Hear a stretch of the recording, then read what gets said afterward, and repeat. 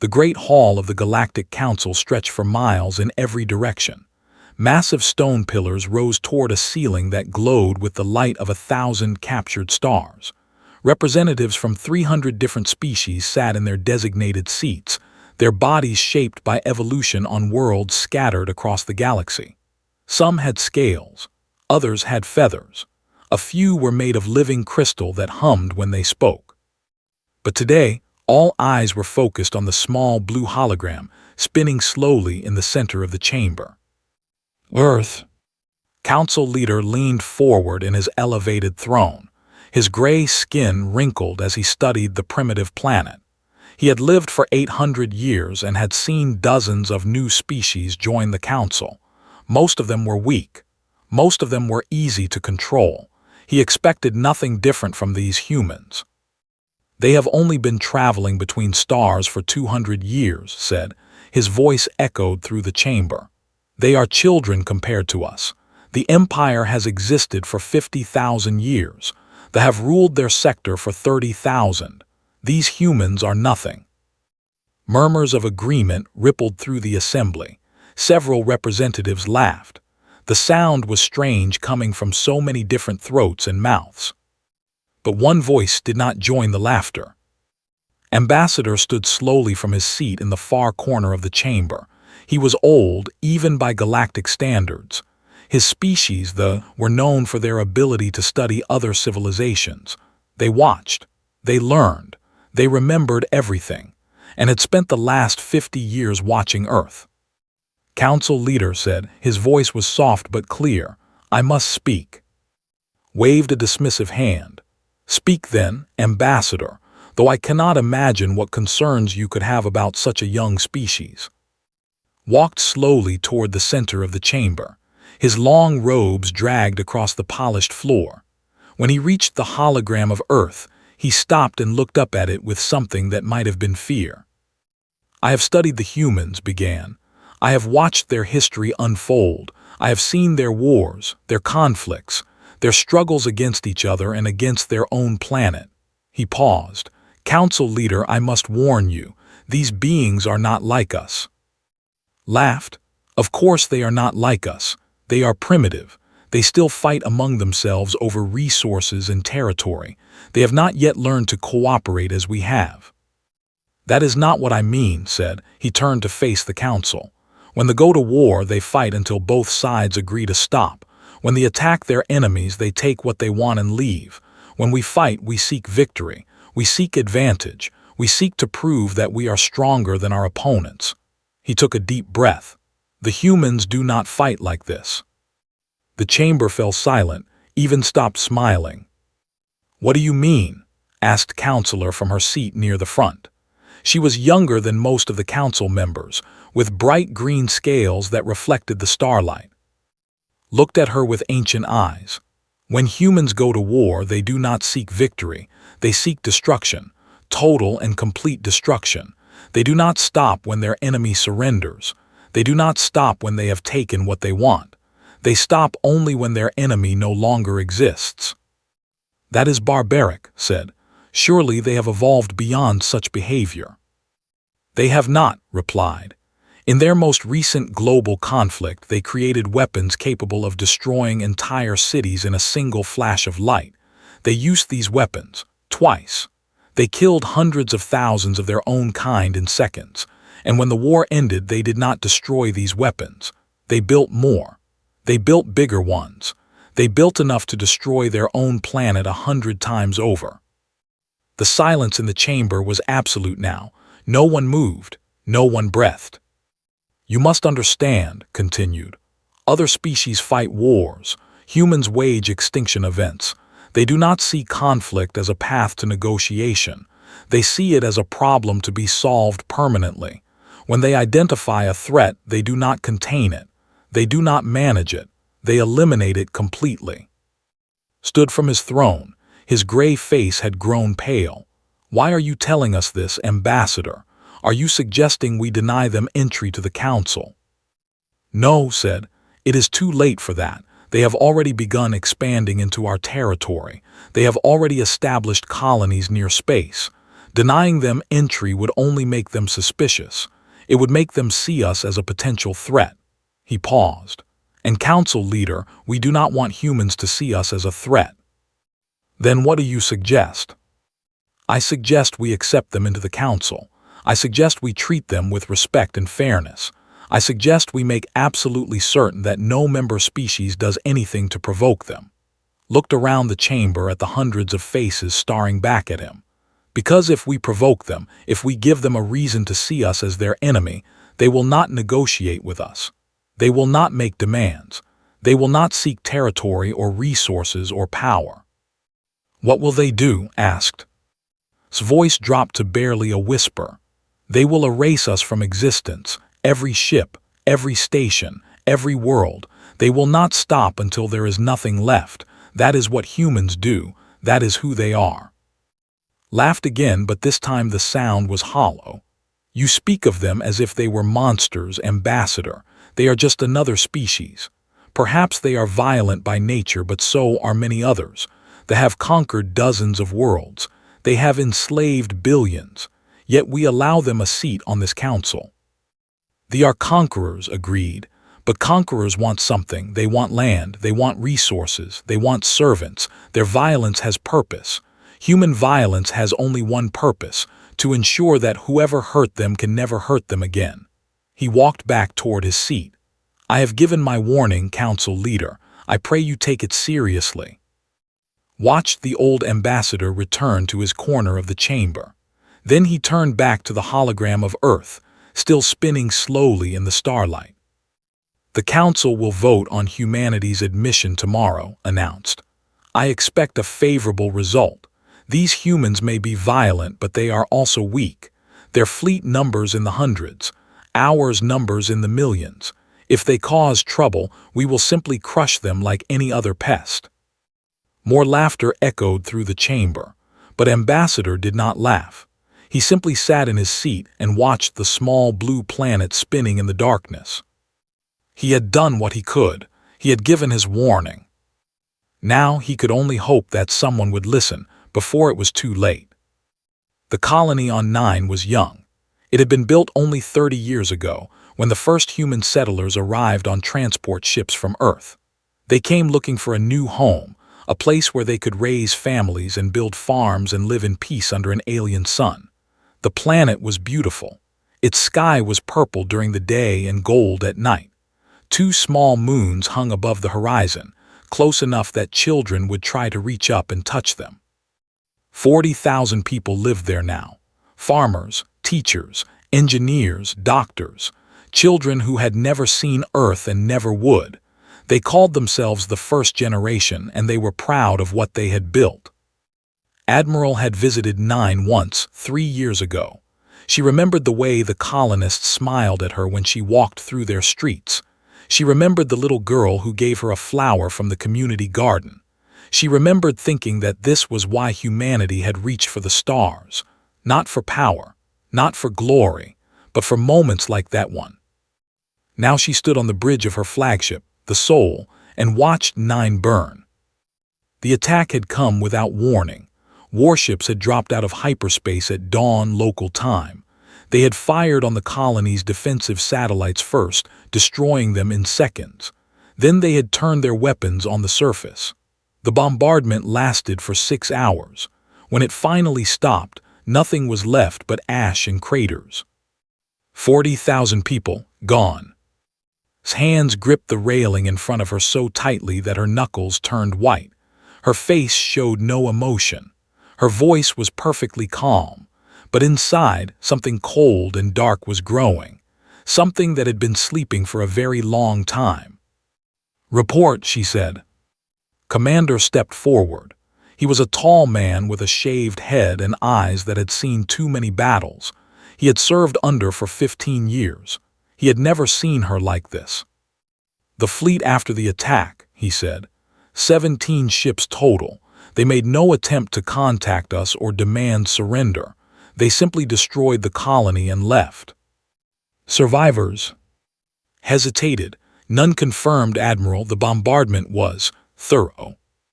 Closed her eyes. The little girl with the flower, the farmers waving from their fields, the children running through the streets, laughing and playing under the purple sky. All of them were gone now. All of them had been erased from existence by beings who did not even know their names. "Why?" she asked quietly. "Why would they do this? We have no conflict with them. We have not entered their territory. We have done nothing to threaten them." "Intelligence suggests it was a show of force," replied. "They believe we are expanding too quickly. They wanted to send a message, to remind us of our place in the galaxy." "A message," repeated. The word tasted like poison in her mouth. "They killed 40,000 people to send a message."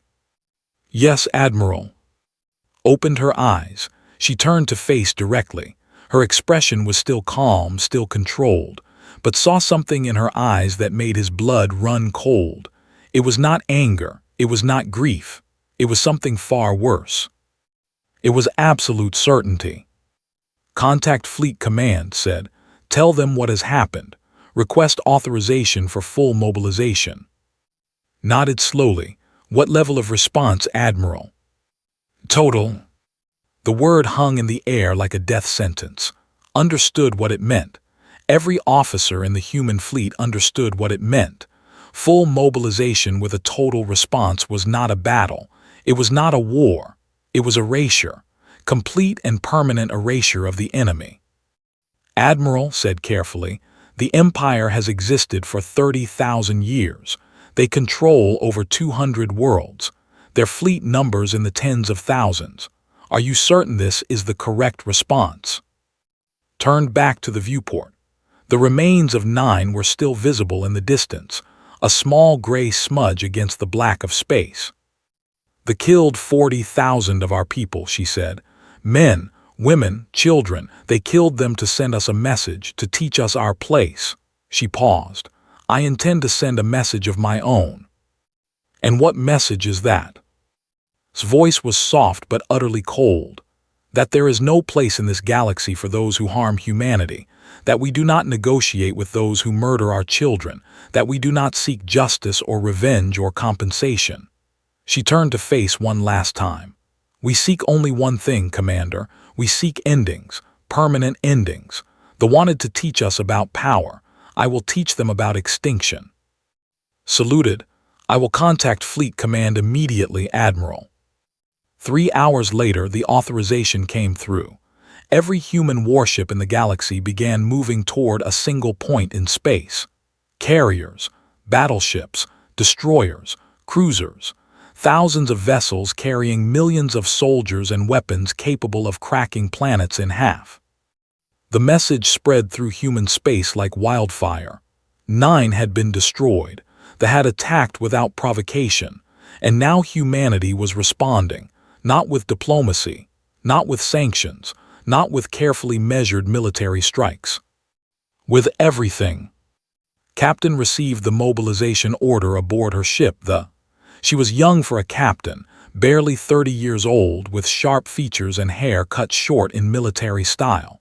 She had joined the fleet to protect people, to keep colonies like 9 safe from harm. She had failed. Now she would make certain that failure never happened again. "Set course for the rally point," she ordered her crew. "Maximum speed. We have a war to fight." Her navigator looked up from his console. "Captain, intelligence reports they have 17 ships that participated in the attack. Our fleet numbers over 3,000. Is this not excessive?" Smiled, but there was no warmth in it. "We are not going to destroy 17 ships, Lieutenant. We are going to destroy an empire, every ship, every station, every world that flies the flag.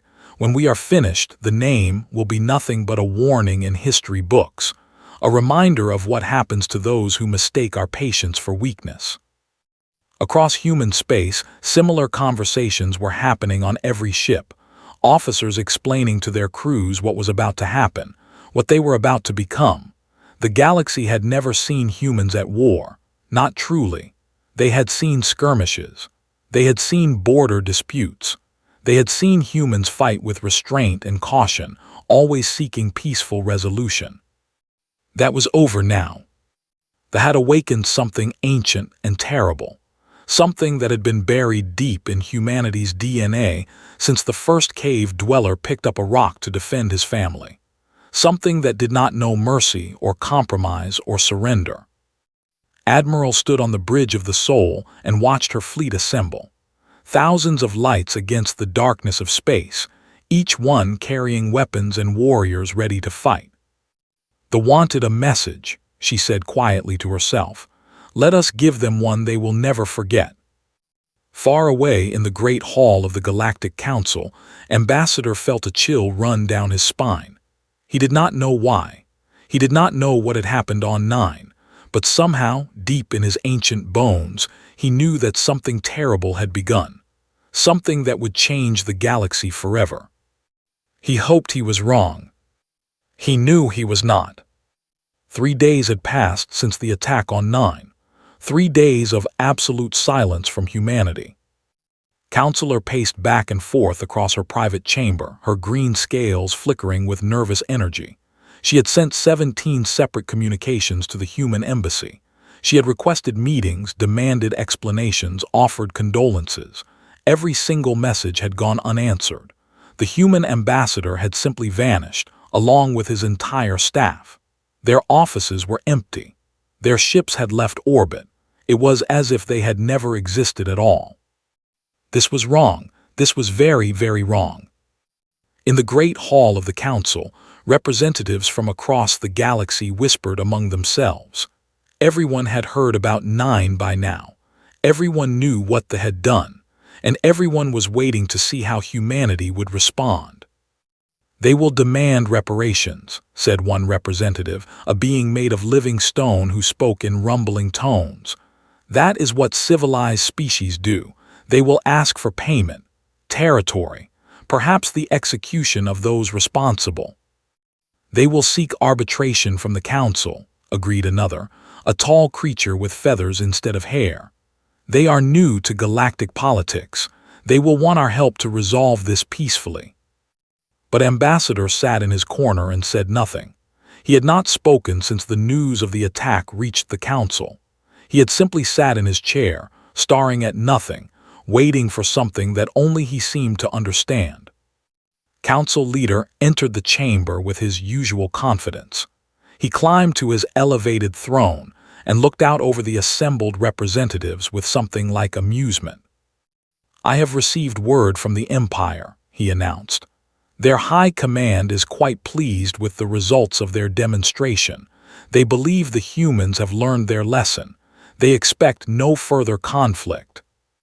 Murmurs of relief spread through the chamber.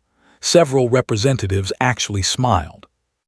"What of the humans?" Counselor asked. "Have you heard from them?" Waved a dismissive hand. "They have gone quiet, probably nursing their wounds and reconsidering their rapid expansion. They have done us all a favor, really. The humans were becoming too bold, too confident.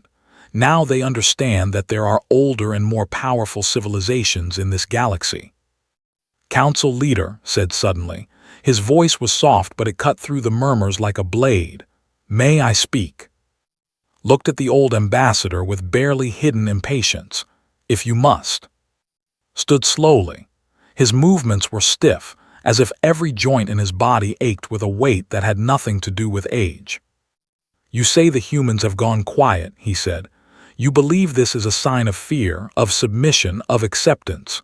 He paused. "You are wrong." "Then what is it a sign of?" asked. Walked toward the center of the chamber. His footsteps echoed in the sudden silence. "When I studied humanity, I watched many of their conflicts, many of their wars. I noticed a pattern that appeared again and again throughout their history." He stopped and turned to face directly. "Before every major human offensive, there is a period of silence, a gap in communications, a moment of stillness." "What does this mean?" asked. "It means they are not grieving, council leader. They are not negotiating. They are not reconsidering their position." His voice dropped to barely a whisper. "They are preparing." The chamber fell silent. Every representative stared at the old ambassador with growing unease. "Preparing for what?" demanded. For war, replied, but not war as we understand it, not limited strikes or territorial disputes or shows of force, total war, absolute war, the kind of war that has only one possible outcome. And what outcome is that? The complete and permanent destruction of their enemy. Laughed, but the sound was hollow. You cannot be serious. The Empire is one of the oldest and most powerful civilizations in the galaxy. They have fleets beyond counting. They have weapons that can shatter moons. The humans cannot possibly hope to defeat them. The humans do not hope to defeat them, said. They intend to erase them. There is a difference. This is madness, said. You are speaking of genocide, of extinction. No civilized species would commit such an act. That is precisely my point. Turn to address the entire council. We think of ourselves as civilized. We have rules, we have treaties, we have expectations about how conflicts should be conducted, but the humans do not share these expectations. They never have. Explain, said. Her voice was tight with fear. When we go to war, we fight until we achieve our objectives. When we have what we want, we stop. We sign treaties. We establish new boundaries. We return to peace. Shook his head slowly. Humans do not think this way. For them, war is not a means to an end. It is the end. Once they decide someone is their enemy, they do not stop fighting until that enemy no longer exists. But surely they can be reasoned with, said. Surely they can be convinced to accept a peaceful resolution. There was a time when that was possible, agreed. Before they killed 40,000 of their people without warning or provocation, but that time has passed. He looked up with ancient, weary eyes. Council leader, I told you not to let any species provoke the humans. I warned you of this exact scenario, and now it is too late. What do you suggest we do? Pray, said simply. Pray that the humans do not view the council as complicit in the attack. Pray that their fury remains focused on those who actually harmed them. And pray that when this is over, there is still a galaxy left for us to inhabit. The silence that followed was absolute. No one moved. No one spoke. The weight of words hung in the air like a funeral shroud. Finally, Counselor broke the silence. How long, she asked. How long before the humans act? Considered the question. 3 days of silence. If my understanding of their patterns is correct, they are nearly ready. The attack will come soon, perhaps within hours. Can we warn the? We can try, but I doubt it will matter. The humans have had 3 days to prepare, 3 days to move their fleets into position, 3 days to identify every military target in the galaxy. Returned to his seat and sat down heavily. They believe they are strong. They believe their numbers and their weapons will protect them. They are about to learn that against humanity, such things are meaningless. Stood from his throne. For the first time since had known him, the council leader looked afraid. Send a message to the High Command, he ordered. Tell them to prepare their defenses. Tell them the humans are coming. It will not help, said quietly. Nothing will help. They sealed their fate the moment they fired on 9. Now they can only wait for the end. Far away, in the darkness between stars, the human fleet completed its final preparations. Thousands of ships hung in formation, their weapons charged and their crews ready. At the head of the fleet, Admiral stood on the bridge of the Soul and looked out at the assembled might of humanity. Is everything ready? She asked. Commander nodded. All ships report combat ready, Admiral. We are prepared to begin the operation. Took a deep breath. In a few hours, she would give an order that would change the galaxy forever. She would unleash a force of destruction that had never been seen before. She would become the architect of an extinction. And she felt nothing but cold, absolute certainty. Then let us begin, she said. The human fleet jumped to hyperspace, and the galaxy held its breath. It was called. It had been the center of their empire for 30,000 years. Massive cities covered its surface, home to 12 billion souls. Orbital stations circled the planet like a crown of steel and light. Defense platforms bristling with weapons guarded every approach. The High Command believed their world was impenetrable. They believed no force in the galaxy could threaten them. They were wrong. Admiral's fleet emerged from hyperspace at exactly 600 Galactic Standard Time. 3,217 human warships appeared in perfect formation, their weapons already locked onto predetermined targets. They had exactly 47 seconds to realize what was happening before the first wave of missiles struck their outer defense ring. The explosions were visible from the planet's surface. Citizens looked up at the sky and saw their orbital stations dying, one after another, bright flashes of light that faded into expanding clouds of debris. Emergency, sirens began to wail. Panic spread through the streets like wildfire. But this was only the beginning. Commander stood at the tactical console, his fingers dancing across holographic displays that showed the battle in real time. Outer defenses destroyed, he reported, moving to secondary targets. Continue, Admiral said. Her voice was as calm as if she were ordering lunch. The human fleet did not fight like other fleets. They did not advance in waves or attempt to flank their enemies. They did not seek strategic advantages or try to capture key positions. They simply identified targets and destroyed them with overwhelming force. Efficiency without mercy. Destruction without hesitation. Captain led the 3rd Assault Wing. Her ship, the cut through the defensive lines like a knife through paper. Around her, human destroyers fired salvos of plasma torpedoes that turned enemy cruisers into expanding balls of fire. Fighters scrambled to intercept, but human point defense systems tore them apart before they could get within weapons range. Enemy battleship at coordinates 774, her sensor officer reported. Did not hesitate, all guns fire. The shuddered as its main batteries discharged. Twin beams of focused energy lanced across space and struck the battleship amidships. The massive vessel, a kilometer long and carrying a crew of 15,000, broke in half. Atmosphere vented from the wound. Escape pods launched in desperate swarms. Watched them go but gave no order to retrieve survivors. This was not that kind of war. On the Bridge of the Soul, Admiral received updates from every sector of the battle. The fleet was crumbling. Their ships were fast and well-armed, but they had been designed to fight other galactic powers. Powers that played by rules. Powers that sought victory rather than annihilation. The humans played by no such rules. Admiral said, "The High Command has sent a surrender request.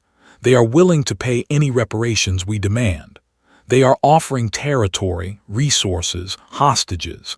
They say they will execute everyone responsible for the attack on 9.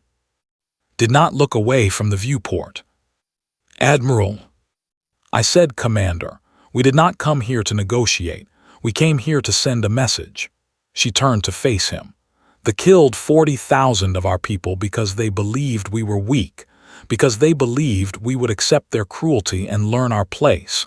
I intend to teach them exactly how wrong they were.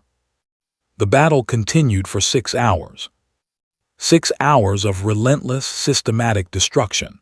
Human ships moved from target to target with mechanical precision. Military installations were atomized. Shipyards were reduced to molten slag. Defensive stations were torn apart by concentrated weapons fire. Nothing was spared. Nothing was overlooked. By the 3rd hour, the fleet had ceased to exist as an organized fighting force. Scattered ships tried to flee, jumping to hyperspace in desperate attempts to escape. Human hunter-killer groups pursued them. None survived. By the 5th hour, the orbital infrastructure was gone. Every station, every platform, every satellite. The crown of steel and light that had circled for had been reduced to a ring of debris that would fall as meteor showers for years to come.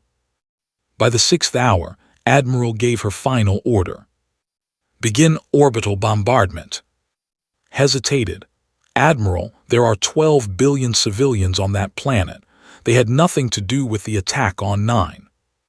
40,000 people on 9 had nothing to do with politics, replied. That did not save them. She turned to face the planet through the viewport. It looked peaceful from orbit, blue and green and beautiful. They made a choice. They chose to murder our people to teach us a lesson. Now they will learn that humanity does not accept such lessons. We reject them. We reject them so completely that we will burn the very idea of threatening us out of the galaxy's memory. This will make us monsters in the eyes of every other species. Perhaps, but they will be monsters who fear us, and fear, Commander, is a far better protector than respect. Raised her hand. All ships, begin bombardment, reduce every military installation on the surface to rubble, destroy their government centers, their command bunkers, their weapons factories, everything. The fleet opened fire. From the planet's surface, it must have looked like the sky was falling. Brilliant lances of energy streaked down from orbit, each one carrying enough power to level a city block. Explosions blossomed across the continents like flowers of fire. Military bases that had stood for thousands of years were erased in seconds. Government buildings where leaders had ruled for generations became craters of molten glass. Captain watched the bombardment from the bridge of the. Her face was expressionless, but her hands trembled slightly at her sides. She had trained for this. She had prepared for this. But seeing it happen, seeing an entire civilization being systematically dismantled before her eyes, was something else entirely. Captain, her first officer said quietly, are we sure this is right? Thought about the little colony on 9, the farmers, the teachers, the children who had never known Earth, all of them gone because they wanted to send a message. No, she said honestly, but it is necessary. If we show weakness now, if we accept half measures and negotiations, other species will believe they can do the same. They will attack our colonies, kill our people, test our resolve. She shook her head. We must make an example so terrible that no one ever dares to test us again. The bombardment continued for 2 more hours. When it finally stopped, the military had ceased to exist. Their government had been decapitated. Their ability to wage war had been permanently destroyed. Admiral looked down at the burning world and felt nothing but cold satisfaction. Transmit a message to the Galactic Council, she ordered. Tell them that the Empire has been neutralized as a threat to human interests. Tell them that any remaining forces are welcome to surrender, and we will accept civilian refugees. But make one thing absolutely clear. What is that, Admiral? Tell them that anyone who attacks humanity will share the same fate. Not partial retaliation, not measured response, complete and total destruction. We do not fight wars, we end them, permanently. The message was sent. Across the galaxy, billions of beings heard the words of Admiral and understood, perhaps for the first time, exactly what humanity was capable of. And the Galactic Council trembled. The Great Hall of the Galactic Council had never been so quiet. 300 representatives sat in their designated seats, their bodies frozen in various postures of shock and disbelief. The holographic display in the center of the chamber showed the remains of the. Smoke still rose from 100 different sites. The orbital ring that had once sparkled with stations and platforms was now nothing but a field of tumbling debris. 30,000 years of civilization, erased in less than 12 hours. Council leader sat slumped in his elevated throne. His gray skin had turned almost white. His hands would not stop shaking. He had received Admiral's message 8 hours ago and had not spoken since. He simply stared at the holographic display, watching the same footage loop over and over, unable to look away. They were not extinct. Humanity had not killed all of them. Billions still lived on colony worlds scattered across their former empire, but their military was gone. Their government was gone. Their ability to function as a unified civilization was gone. They had become refugees in their own territory, dependent on the charity of other species for survival. And it had happened so fast, so impossibly fast. Counselor finally broke the silence. Her voice was barely a whisper. "I spoke with the ambassador this morning, the one who survived. He told me something I cannot stop thinking about." "What did he say?" asked one of the other representatives. "He said the humans never stopped to negotiate, never paused to accept surrender, never gave them a single chance to make peace. His green scales had lost their shine. They looked dull and gray like old leaves.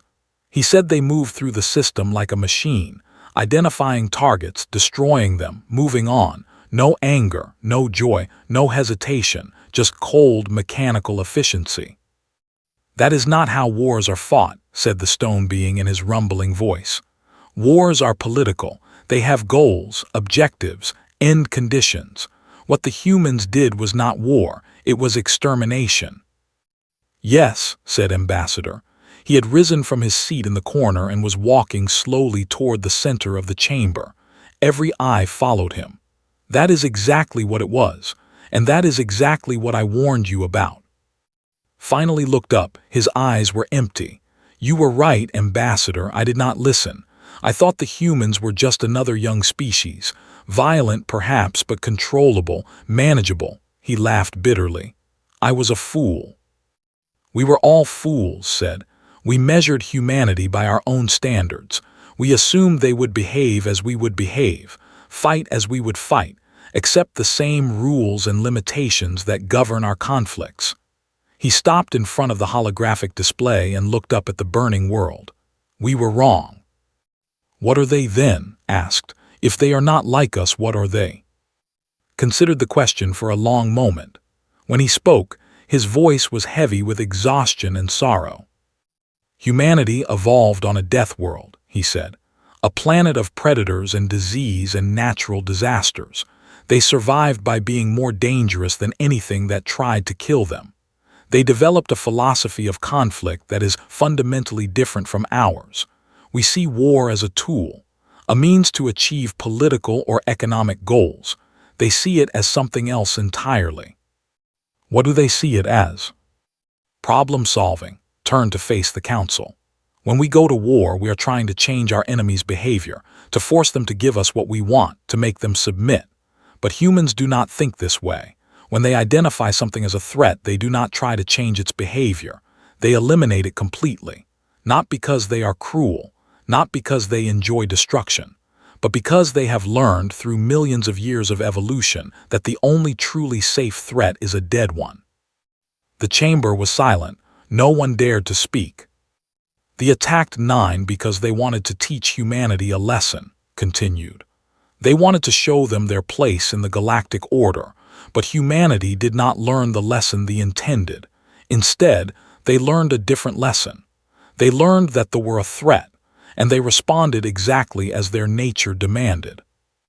"By erasing them," said softly. "By erasing them," agreed. "Not partially, not symbolically, completely. So completely that no anywhere in the galaxy will ever think of threatening humanity again, because now they know what will happen if they do." Stood from his throne. His legs were unsteady, but he forced himself to walk down the steps to the main floor. "What do we do now, Ambassador? How do we protect ourselves from a species like this?" Met his eyes. "We do exactly what I suggested before. We treat them with respect and fairness. We make absolutely certain that no member species ever gives them a reason to see us as threats, and we pray that this is enough. And if it is not enough, then we die, all of us, every species in this council, every civilization in the galaxy." His voice was flat and certain. "Because make no mistake, council leader, what happened to the can happen to any of us. The humans are not cruel, they are not evil, they are simply efficient. And if they ever decide that we are a threat to their survival, they will apply that efficiency to us with the same cold precision they applied to the—" A new holographic display appeared in the center of the chamber. It showed Admiral standing on the bridge of her flagship. She looked calm, professional, almost peaceful. There was no trace of madness or bloodlust in her eyes, just quiet determination. Her voice echoed through the great hall. "This message is for the Galactic Council and all member species. Humanity did not seek conflict with the Empire. We did not want war. We only wanted to explore the stars and build new homes among them. They chose to attack us. They chose to murder 40,000 innocent people to teach us our place. They have learned their error. She paused, and when she spoke again, her voice was harder, colder. Let this be a lesson to every species in the galaxy.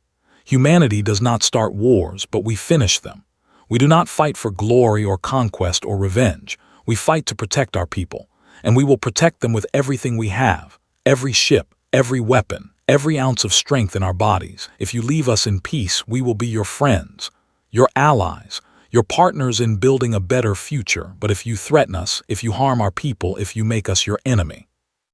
She leaned forward, and her eyes seemed to look directly into the soul of every being in the council chamber.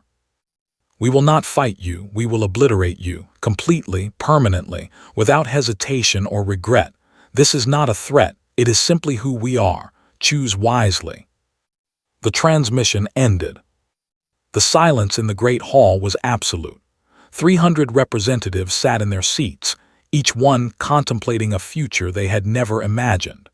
A future where a young, seemingly primitive species had become the most dangerous force in the galaxy. A future where the rules they had lived by for no longer applied. Ambassador walked slowly back to his seat. His work was done. He had warned them. He had predicted what would happen, and now they finally understood. Counselor looked at, what do we do now? The council leader was quiet for a long time. When he finally spoke, his voice was barely audible. We do what the humans asked.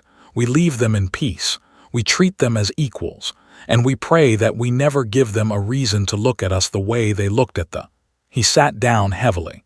Because if we do, no force in the galaxy will save us. Far away, Admiral stood on the bridge of the soul and watched the stars. The battle was over. The message had been sent. Now she could only wait and see if the galaxy would listen. She thought about 9, about the little girl who had given her a flower, about all the lives that had been lost because a powerful species believed they could harm humanity without consequences. Never again. She had made sure of that, whatever the cost, whatever the consequences. She had made absolutely certain that no one would ever make the same mistake they had made. Humanity did not fight wars. They ended them. Forever,